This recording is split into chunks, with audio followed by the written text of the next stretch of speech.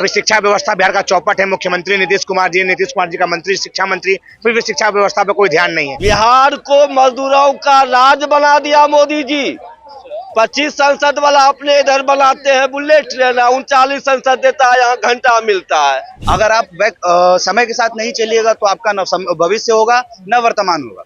बहुत सीधा सा बात है कि हम लोग कब तक प्राउड बिहारी चिल्लाते रहे। नीतीश कुमार कितना कोई कहेगा तो नीतीश कुमार अब की के दौरा सजा गया है, उनका विदाई है। अब विदाई बहुत कस के है। अच्छा ये बताइए, हमेशा कभी महाराष्ट्र में बिहारियों के साथ गलत दुर्व्यवहार हो जाता है, तो कभी कर्नाटक में हो जाता है, कभी आसाम में हो जाता है, तो हमेशा बिहारी को ही टारगेट क्यों किया जाता है? जो आदमी ऑटो चला रहा था 2020 चुनाव में, ऐसा तो नहीं है कि 2025 में हेलीकॉप्टर चलाने लगा होगा। 2025 में जो अभी ऑटो चला रहा है, 30 चुनाव भी आएगा, वो आदमी उससे ज्यादा ऊपर उठ नहीं पाएगा। हम हर एक स्टेट के युवाओं से कहेंगे, संभलो, इज्जत दो और इज्जत पाओ, नहीं तो वरना ये बिहार है।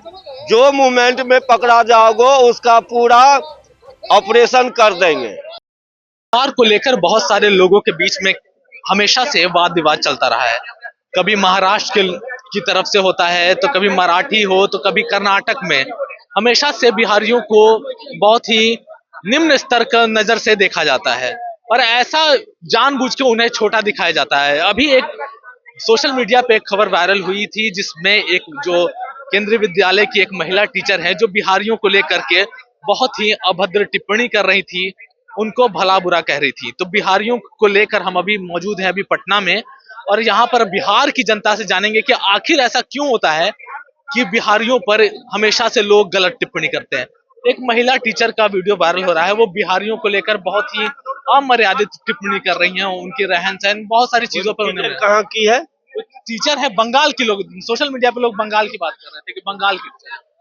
देखिए, आने वाला समय या और आने वाले समय में सब दिन बिहारियों को ही गाली आखिर क्यों मिलता है? एक प्रश्नवाचक चिन्ह है कि हम बिहारी को गाली क्यों मिलता है। हम बिहारी तो किसी को गाली नहीं देते हैं, तब पर भी हमारे बिहारी को, चाहे गुजरात रहे, चाहे दिल्ली रहे, दिल्ली का एक भदौरिया कौन सांसद है, वो भी बिहारी को गाली दे बैठा है। जो बीजेपी का सांसद था, हाँ, वो भी गाली दिया हुआ है, उस पर भी कोई रिएक्शन नहीं हो रहा है।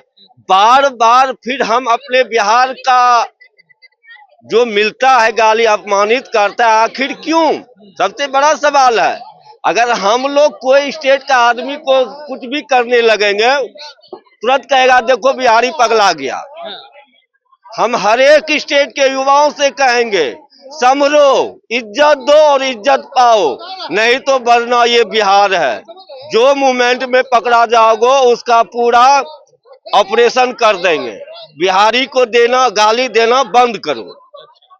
मतलब ऐसा क्यों होता है? बार बार जो होता है इस पे कोई कार्रवाई बिहारी से जलन होता है। हाँ। हम बताते हैं, जिस समय नरेंद्र मोदी था गुजरात का मुख्यमंत्री, ये मोटा भाई अमित शाह था गृह मंत्री था, उस समय भी यूपी और बिहार वाले को हम लोग खुद वहां फंसे हुए थे। जामनगर की मैं किस्सा बताता हूँ, 7 की किस्सा मैं बता रहा हूँ, 6-7 की किस्सा है। एक बार चू शब्द यही मोदी नहीं बोल सका।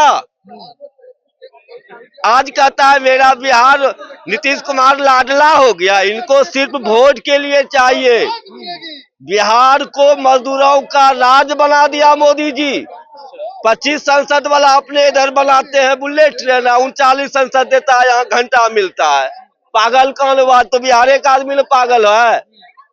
एक दो अपना काया पलट दो, इन दोनों का देखो कैसे लोग का। एक महिला टीचर का वीडियो वायरल हो रहा है, वो बिहारियों पर बहुत ही अमर्यादित टिप्पणी कर रही है। ऐसा क्यों होता है कि बिहारियों पर हमेशा तंज कसा जाता है?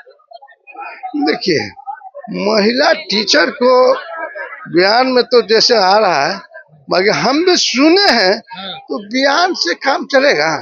अब देखिए, महिला लोग या कितने लोग हैं, सब लोग जान रहे हैं ये पहला वाला बात अब नहीं है। अब सबके पहले था कि वो डिग्री ले लिया, सर्टिफिकेट, उस पर नौकरी मिला।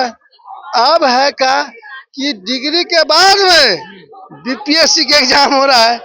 अब एग्जाम लेकर दिया जा रहा है, तो एग्जाम लेकर परीक्षा में, इसीलिए हम कहते हैं कि सबको अभी तय है, देखभाल सब कर रहे हैं।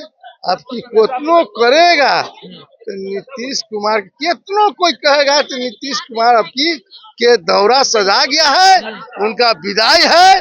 अब विदाई बहुत कस के है। जो शादी किए थे, जो उनके पत्नी गुजर गई, जो पत्नी कहा था उनके टीचर की बात हो रही थी। टीचर वो भी तो थी, अच्छा टीचर नहीं थी, हम नहीं जानते हैं, उनके ससुराल तक हम जानते हैं। अच्छा तो टीचर थी, वही टीचर ने कहा था, सात प्रज्ञा कहा था कि देखिए आप ये चीज बाकी वो नहीं माने, वो पत्नी के बाद सलाहकार के बाद नहीं माने, वो अंतिम में बेचारी मर गया। नीतीश कुमार से बातचीत करा नहीं, और उसी को पत्नी कहा। अब वही उनका जैसे उनका चाह के चल गए, अब इनका दौरा सजा रही है, नीतीश कुमार जी के दौरा सजाई हो रही है। वो विदाई हो गए, अपना घर रहेंगे। अब बूढ़ा आदमी हो गए, जेठ दिन तो पेंशन अपना मिलेगा, खाएगा, लेकर सब कमा कर है। देखिए बिहार के टीचर, महिला टीचर थे केंद्रीय विद्यालय के, उन्होंने बिहार के लोगों पे अमर्यादित टिप्पणी की। ऐसा क्यों होता है कि बार बार बिहारियों को ही घेरे में लिया जाता है? बिहार के बारे में हमेशा कुछ ना कुछ उन्हें छोटा दिखाने की कोशिश की जाती है, क्या है? नहीं देखिए, जो टीचर ऐसा बोला उसका निंदा होनी चाहिए और उस पर कार्रवाई भी होनी चाहिए, और कार्रवाई नहीं हुई तो तत्काल प्रभाव से बिहार सरकार उस पर कार्रवाई करे। लेकिन बिहार की स्थिति को सुधारना चाहिए, बिहार का स्थिति भी कुछ गलत है। अभी शिक्षा व्यवस्था बिहार का चौपट है। मुख्यमंत्री नीतीश कुमार जी का मंत्री, शिक्षा मंत्री, फिर भी शिक्षा व्यवस्था पर कोई ध्यान नहीं है। तो शिक्षक और शिक्षा व्यवस्था और शिक्षा मंत्री और मुख्यमंत्री सब पर कार्रवाई होनी चाहिए। अच्छा ये बताइए, हमेशा कभी महाराष्ट्र में बिहारियों के साथ गलत दुर्व्यवहार हो जाता है, तो कभी कर्नाटक में हो जाता है, कभी आसाम में हो जाता है, तो हमेशा बिहारी को ही टारगेट क्यों किया जाता है? धर्म के नाम पर वोट दीजिएगा, जात के नाम पर वोट दीजिएगा तो यही होगा। काम तो नीतीश जी किए नहीं। नीतीश जी धर्म के नाम पर बीजेपी के साथ वोट ले लेते हैं, जात के नाम पर वोट काम करने वाली सरकार को चुनिएगा तब ना। सरकार को नहीं चुनिएगा तो एक बोझा उठाते रहिए। इस बार 25 में लोग काम वाली सरकार को चुनेंगे और पलायन को मुक्त करेंगे। क्या लगता है 25 में किसे चुनेगी जनता?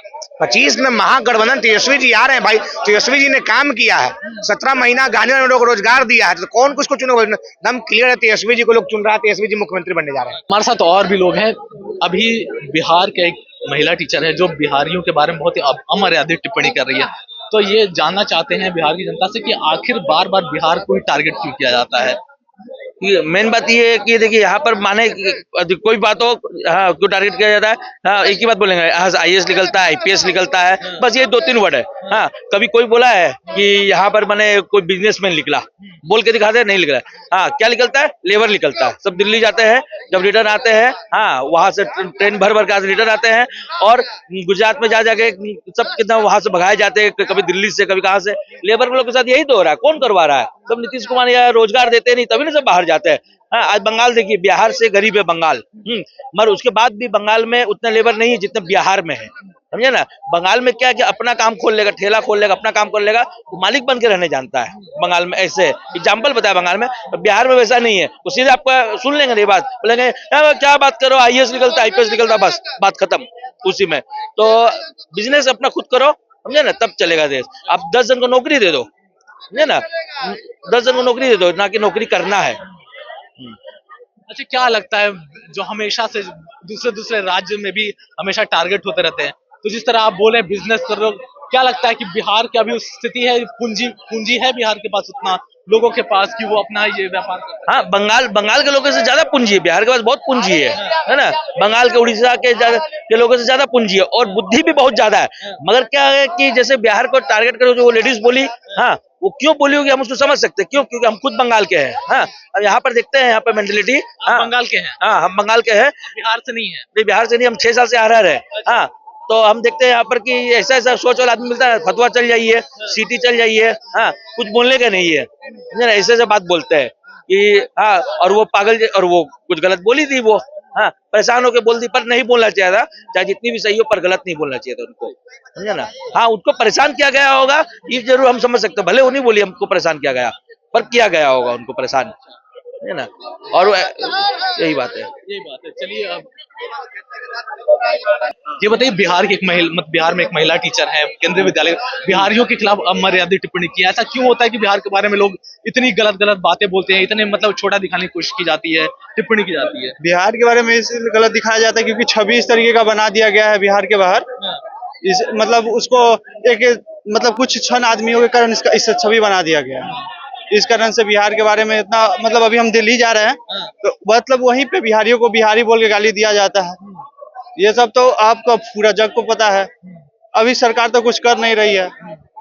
अगले 20 सालों में, पिछले 20 सालों से सरकार है, कुछ रोजगार के नाम पे कुछ हुआ नहीं। अच्छा ठीक है, रोजगार की बात तो आप कर ही रहे हैं, टारगेट ही क्यों, आखिर क्यों होता है बिहारी बार बार? जैसे महाराष्ट्र में भी होता है, गुजरात में भी होता है, दिल्ली में भी होता है, हमेशा तंज सुनने को मिलता है। तो आप लोग तो बाहर भी रहते हैं, आप लोग को कितना, अगर बाहर रहते हैं तो क्या आप लोग के साथ भी भेदभाव ऐसा महसूस होता है? हाँ होता है, होता है, हर जगह होता है। आपको बिहारी बोल के मतलब आपको छोटा फील करवा दिया जाएगा, क्योंकि वो जान रहा है ना कि यहाँ बिहार में कुछ है नहीं, सब यहीं पे आएंगे, तो इसीलिए वहाँ पे छोटा बना दिया जाता है हम लोग को। क्या कहना चाहते हैं इसमें? देखिए, हम तो इतना ही कहना चाहेंगे कि बिहार में सबसे बड़ा त्योहार छठ पूजा होता है, तो बड़ा खुश होते हैं हम लोग जब बाहर से ट्रेन भर के बिहारी लोग यहाँ आते हैं। साउथ इंडियन का जितना भी कल्चर है, ट्रेडिशन है, पोंगल है, ओनम है, जो भी है, आप कभी सुने कि बिहार से ट्रेन में भर के लोग चेन्नई जा रहे हैं फेस्टिवल मनाने? यहाँ पे इतने लोग खड़े हैं ना, आप एक आदमी ढूंढिए जो यहाँ पे कन्नड़ा का हो, ठीक है, या आपको तमिल का हो, तेलुगु का हो, जो यहाँ जॉब कर रहा हो। तो सिंपल सी बात है, लेवरेज का बात मतलब है, आप अगर किसी पर डिपेंडेंट है तो आपको ग्रांटेड लेगा, क्योंकि पता है कि पिटने के बाद भी आप वहां रहिएगा, ठीक है। उस समय आप देखोगे मजदूर पिटाई वाला बड़ा मामला चल रहा था, हिंदी को लेकर बड़ा मसला चल रहा था।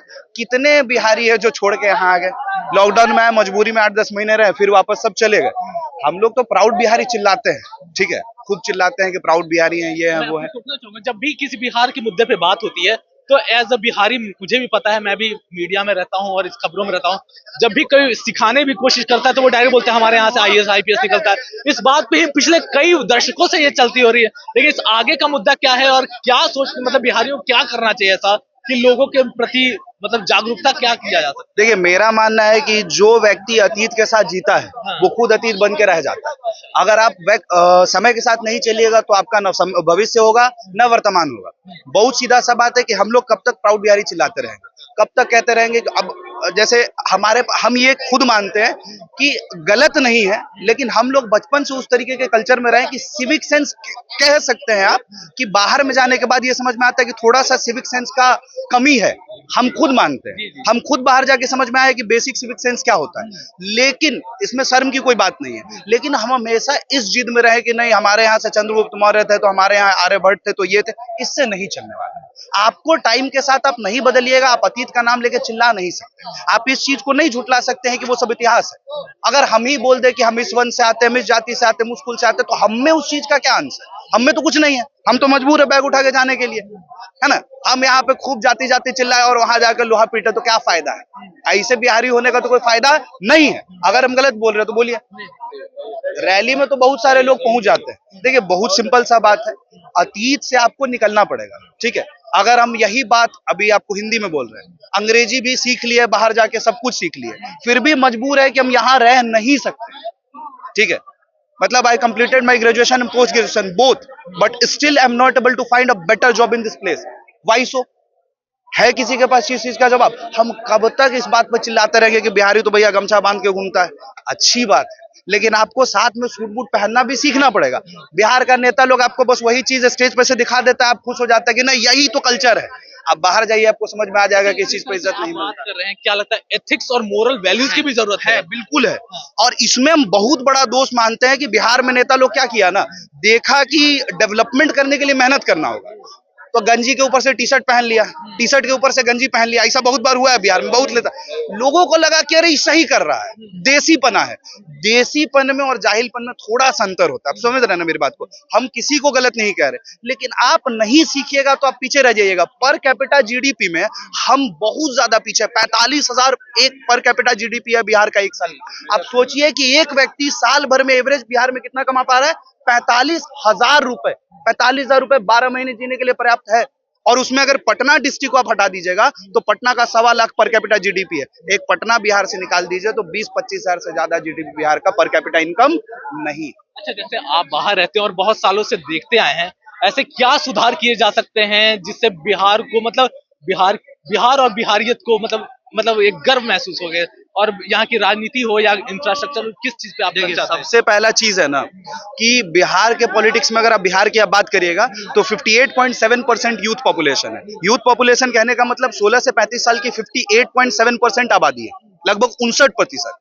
ठीक है, और जो उससे बड़ी आबादी है वो 22% के आसपास है। और राजनीति में अगर आप यही उल्टा कर दीजिए तो राजनीति में वही आबादी जो 22% आबादी है वो राजनीति में 70% है। तो जिनके समय में एजुकेशन का मतलब 10th और 12th था, जिनके लिए सरकारी स्कूल से 10th कर लेना भी बहुत बड़ा बात था, वो आज नेता है, 70-75 साल के हो चुके हैं। तो आप कैसे समझते हैं कि वो समझ पाएंगे इस बच्चा को एजुकेशन देना बहुत ज्यादा जरूरी है? उनको लगता है कि 10th-12th हो गया, सरकारी कॉलेज से ग्रेजुएशन हो गया, पढ़ तो लिया ही। बिहार में यही आंकड़ा चलता है ना कि 20 लाख बच्चे इस साल क्या वो दिए, 10th दिए, 12th दिए, वो नहीं समझ पाएंगे। यूथ का पार्टिसिपेशन पॉलिटिक्स में बहुत ज्यादा जरूरी है। अगर आप किसी भी देश का देखते हैं, यूथ पार्टिसिपेशन नहीं होगा, पॉलिटिक्स में चेंज नहीं आएगा। आप लिखवा लीजिए, फिर बिहार में चुनाव है, जो आदमी ऑटो चला रहा था 2020 चुनाव में, ऐसा तो नहीं है कि 2025 में हेलीकॉप्टर चलाने लगा होगा। 2025 में जो अभी ऑटो चला रहा है, 30 चुनाव भी आएगा, वो आदमी उससे ज्यादा ऊपर उठ नहीं पाएगा। चुनिंदा एक ऐसे एग्जाम्पल है जो अपनी मेहनत के आगे वजह से आगे बढ़ रहे हैं। जाति की बात आप करें तो साउथ इंडिया में आप चले जाइए, आप चिल्लाइए कि हम इस नेता के जाति से, कौन पूछ रहा है? कोई नहीं पूछता है भैया, है ना। और बहुत सिंपल सी बात है कि बिहार में थोड़ा बदलाव का जरूरत नहीं है। बिहार थोड़ा बहुत बदल देंगे, रोड बना देंगे। और देखिए, एक चीज हमको बड़ा अजीब लगता है कि बाहर में जब आप जाते हैं ना, तो डेवलपमेंट का पैमाना जहां से शुरू होता है, बिहार अभी वहां पहुंचा भी नहीं है। हम क्या कहते हैं, बिहार में अभी तक, बिहार में जब से हम बड़े हो गए, लगभग 24-25 साल उम्र हो गया, हम अभी तक एक ही चीज सुनते हैं, बिजली, पानी और सड़क। आप टैक्स देते हैं, सब लोग टैक्स देता है। सबसे बेसिक डेवलपमेंट जानते हैं क्या होता है? कि घर में जब हम आएंगे, गर्मी के दिन में 45 डिग्री टेम्परेचर रहेगा, तो हमको ये सुविधा सरकार कैसे नहीं देगी भाई कि हम बल्ब जलाएं तो लाइट आना चाहिए। ठीक, अगर हम रोड पे निकल रहे हैं, गाड़ी आप खरीदते हैं तो सबसे पहले आरटीओ, रोड टैक्स लग जाता है आपको, 10,000 12,000 बाइक पे लगता है, कार पे आपको 1 से 1.5 लाख रुपए लगता है। गाड़ी रोड पे उतरने से पहले आप रोड पे चलने का टैक्स दे देते हैं। तो जब आप रोड पे चलते हैं तो रोड टैक्स आप क्या कर चुके हैं? दे चुके हैं ना। तो रोड आपको अच्छा नहीं चाहिए। पानी पीने का आप सुन लीजिए, राइट टू लाइफ आर्टिकल है, आपका फंडामेंटल राइट में आता है। मतलब संविधान का जो मौलिक अधिकार होता है, उसमें एक मौलिक अधिकार है राइट टू लाइफ, जीवन जीने का अधिकार। उसमें पॉइंट 1 में आता है right to safe drinking water, साफ पीने का पानी भारत के हर एक व्यक्ति को सरकार की तरफ से 130 लीटर कम से कम रोज उपलब्ध होना चाहिए। अगर आपको नहीं मिल रहा है, सरकार आप पे एहसान नहीं कर रही है। यह संविधान में लिखा हुआ कि देना है, नहीं दिया जा रहा है तो गलत है। बिहार में अभी भी राजनीति किस पे होता है? यही होता है ना कि बिजली, पानी और सड़क। अरे भाई, हम जो चीज खरीद रहे हैं उसमें लिखा रहता है कि टैक्स पहले से शामिल है।